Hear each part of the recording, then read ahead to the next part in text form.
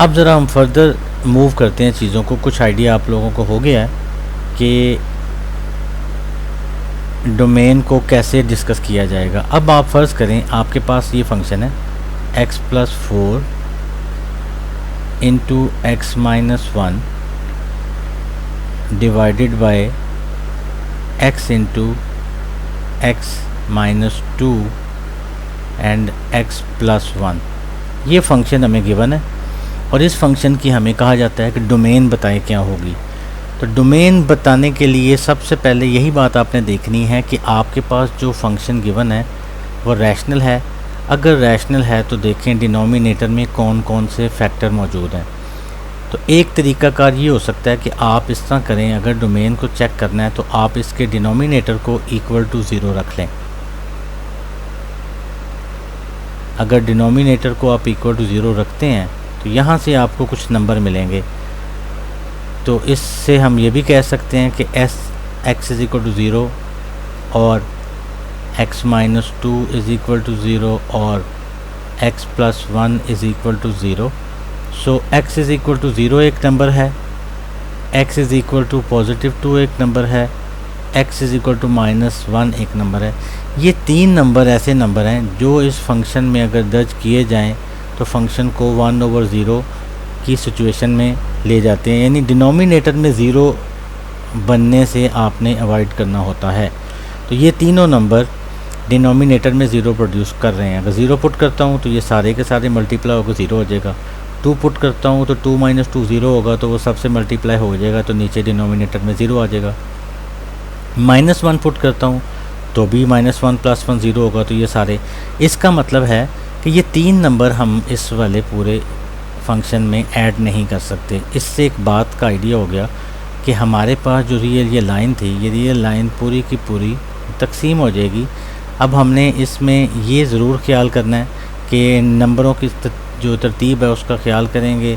एक सर्कल में लगाऊंगा, टोटल 3 नंबर आपको डिस्टर्ब यहाँ पे कर रहे हैं, तो 3 सर्कल बनेंगे। ये दूसरा सर्कल हो जाएगा और ये तीसरा सर्कल हो जाएगा। सर्कल से मुराद है ये नंबर, यहाँ पे मैं बेसिकली ये होल है, यहाँ पे जो है वो होगा आपका, ये नंबर इंक्लूडेड नहीं होंगे। अब मार्किंग कैसे करनी है? सबसे छोटा नंबर जिन तीनों में से जो है वो -1 है, वो पहले शो कर देंगे। उसके बाद जो छोटा नंबर है वो 0 है, वो दूसरे नंबर पे शो कर देंगे और तीसरे नंबर पे आपके पास आ जाएगा 2। अब आपका जो पूरी रियल जो लाइन है -∞ से +∞, ये पूरी फंक्शन की डोमेन होनी थी, लेकिन जो नंबर इस फंक्शन को डिस्टर्ब कर रहे थे, डिस्टर्ब करने से मुराद है कि उनके डिनोमिनेटर में 0 बना रहे थे, उन नंबर्स को हमने निकाल के बाहर फेंक देना है। तो ये -1, 0 और 2 हमने निकाल के बाहर फेंके हैं। निकाल के बाहर फेंकने का मतलब ये है कि उनके यहाँ पे होल बना दिया गया, यानी ये नंबर रियल जो है ना लाइन उस जगह उसके अंदर मौजूद नहीं है। अब इसको इंटरवल फॉर्म में कैसे लिखेंगे? -∞ से लेके 0 तक एक इंटरवल आपका बन जाएगा, सॉरी -∞ से लेके -1 तक एक इंटरवल आपका बन जाएगा।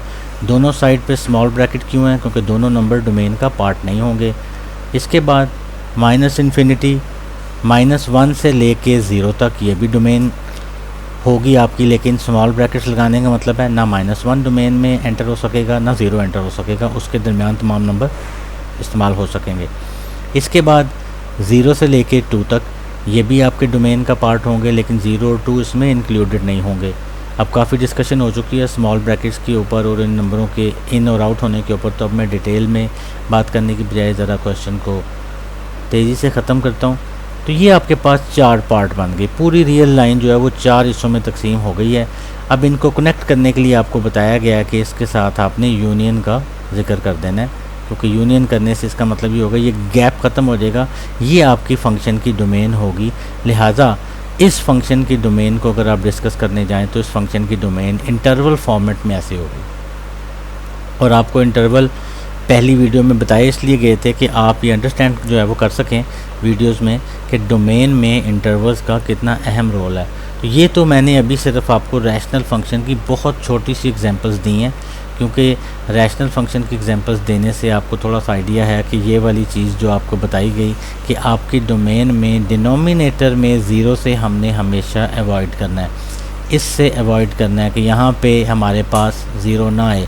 जो नंबर डिनोमिनेटर में 0 बनाएगा फंक्शन को, वो नंबर हमने डोमेन में से माइनस कर देना है। ठीक हो गया। अब हम इन बातों को पिक कर गए हैं। अब इसके बाद मैं ज़रा रैशनल नंबर से हट के थोड़ा सा मैं आपके पास चला जाऊँ। अभी मैंने लीनियर फैक्टर लिए हैं, इसमें बहुत से फंक्शन और हो सकते हैं। डिनोमिनेटर में ऐसा भी आ सकता है कि आपके पास कोई भी नंबर डिस्टर्ब ना करे। मैं एग्जांपल के तौर पे आपको एक और चीज़ देता हूँ कि मिसाल के तौर पे मेरे पास ये फंक्शन आता है 1/x² -1। अब इस फंक्शन को अगर देखें तो दो नंबर ऐसे हैं जो हमें परेशानी का, जिनकी वजह से हमें परेशानी हो सकती है। एक +1 अगर पुट करें, एक -1 अगर पुट करें।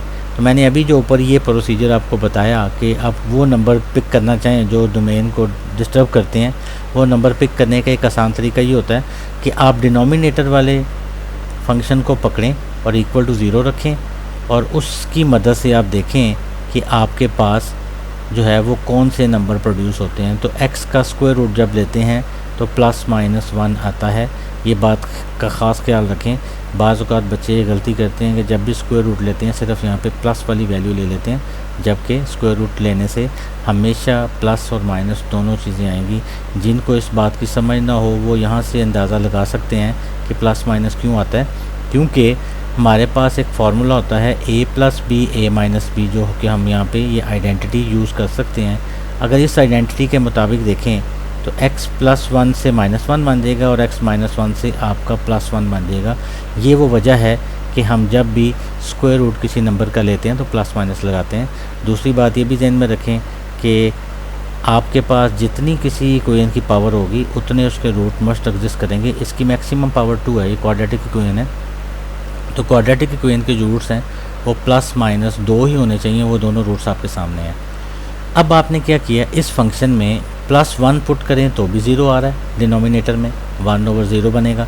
-1 पुट करने से भी -1 का स्क्वायर लें तो वो भी 0 बना देगा, 1 - 1। तो ये दोनों नंबर डोमेन में से निकालने हैं। अब इसका मतलब है कि आपको अब ये अंदाज़ा हो जाएगा कि आपने ये रियल लाइन को कट कैसे करना है। एक सर्कल यहाँ बनाया, दूसरा सर्कल यहाँ बनाया, ये +∞ लिखा। अब चूँकि आपको आइडिया हो गया होगा, यहाँ पे +1 आना है, यहाँ पे -1 आना है और यहाँ पे +∞ आना है।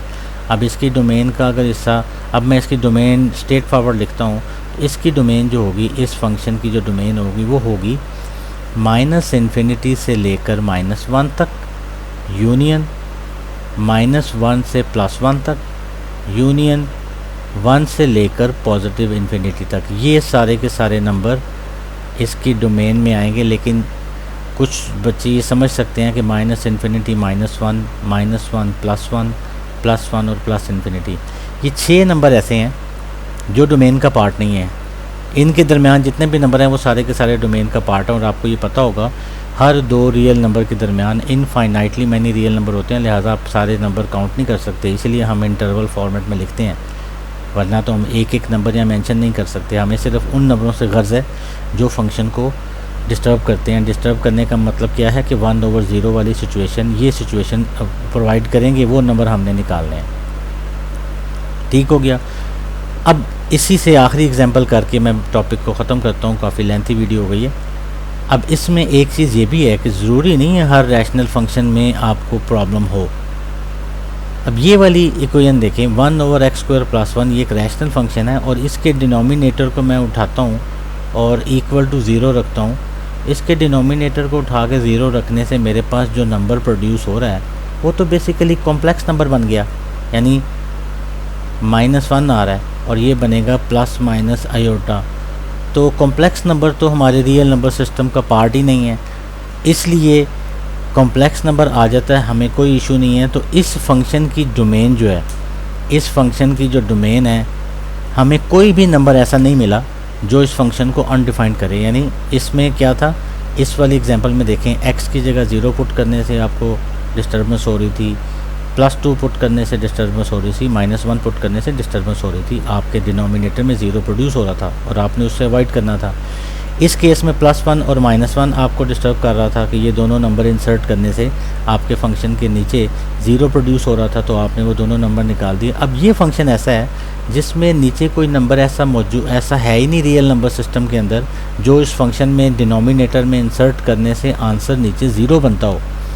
क्योंकि कोई नंबर नहीं है, उसकी जो जल्दी से तरीका फाइंड करने का जो है वो मैंने नीचे बता दिया कि आप बजाय सोचते रहें, आप डिनोमिनेटर को इक्वल टू 0 रखें, उससे जो नंबर प्रोड्यूस होंगे वो आपने रियल नंबर सिस्टम में से निकालने हैं।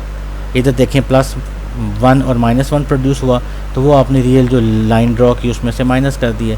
अब इस केस में जो नंबर प्रोड्यूस हुआ है वो तो ± आयोटा प्रोड्यूस हुआ है, जो कि कॉम्प्लेक्स नंबर है। ये तो रियल नंबर सिस्टम का पार्ट ही नहीं होता, लिहाजा इसकी डोमेन को टेंशन लेने की ज़रूरत ही नहीं है।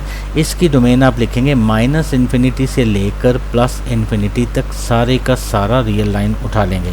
क्योंकि रियल लाइन अगर मैंने जो उसकी ड्रॉ की अगर इस फंक्शन की वो है -∞ से +∞ तक, तो कोई नंबर इसमें से हमें निकालना ही नहीं पड़ा।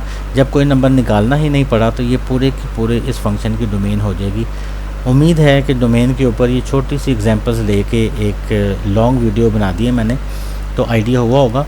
लेकिन सिर्फ यहाँ पे बात ख़त्म नहीं होती, इस बहुत से और फंक्शन हैं जिनमें स्क्वायर रूट आएगा या बहुत से दूसरे और किस्म के फंक्शन हैं। लेकिन जो बिगनर्स हैं उनके लिए ये अंडरस्टैंडिंग के लिए शायद ये वीडियो आपके बहुत काम आने वाली है। तो आप इस वीडियो को देखिएगा और इस वीडियो को समझिएगा, और सबसे बेहतर ये होता है कि आप ख़ुद एग्जांपल्स बना के इनको ट्राई करें और उसके बाद अपने दोस्तों के साथ शेयर करें कि आपको आइडिया होगा कि आपको कितनी चीज़ आई है। और एक बात और याद रखिएगा, मैथमेटिक्स की खूबी है कि मैथमेटिक्स कभी भी देखने से या सिर्फ देखने से या मेमोराइज़ करने से कभी भी नहीं दिमाग में बैठता। मैथमेटिक्स तभी इम्प्रूव होता है अगर आप एग्जाम्पल्स को ख़ुद करते हैं। जहाँ फंसते हैं वहाँ आप की बुक्स की तरफ ना जाएं, सॉफ्टवेयर की तरफ ना जाएं, ख़ुद ट्राई करें। जब तक आप अपने दिमाग को नहीं हिलाएंगे इन चीज़ों को समझने के लिए, तब तक आपके दिमाग में चीज़ें बैठेंगी नहीं। तो अगर आपने एक अच्छा मैथमेटिशियन बनना है तो आपको चीज़ों को मेमोराइज़ करने की बजाय उनको अंडरस्टैंड करना चाहिए, उनको समझना चाहिए। अगर आप इस बात को पिक जो है वो करेंगे तो आपको वो सब्जेक्ट जो कि प्योर मैथमेटिक्स से रिलेटेड है वो ज़्यादा आसानी से समझ आएंगे। क्योंकि प्योर मैथमेटिक्स में आप लोगों को माइंड को चलाना होता है, चीज़ों को अंडरस्टैंड करना होता है। चूँकि हमारी ट्रेनिंग शुरू से चीज़ों को अंडरस्टैंड करने की नहीं होती, हमें खुलासे प्रोवाइड जो है वो अपना कर दिए जाते हैं, नोट्स दे दिए जाते हैं। किसी क्वेश्चन को करना हो तो हमें सलूशन मिल जाता है। जब हमें सलूशन किसी का मिल जाता है तो हम खुद ट्राई नहीं करते। तो मेरा आप लोगों को मशवरा ये है कि कोई भी टॉपिक हो मैथमेटिक्स में, आप उसको टॉपिक को पहले अंडरस्टैंड करें। अंडरस्टैंड करने के बाद कुछ एग्जांपल्स को फॉलो करें जो समझाई जा रही हैं। उसके बाद खुद कुछ क्वेश्चन लेकर उनको ट्राई करें। समझ नहीं आती तो सोचें, सोचने से आपके दिमाग पे असर पड़ेगा तो आपका दिमाग काम करना शुरू होगा।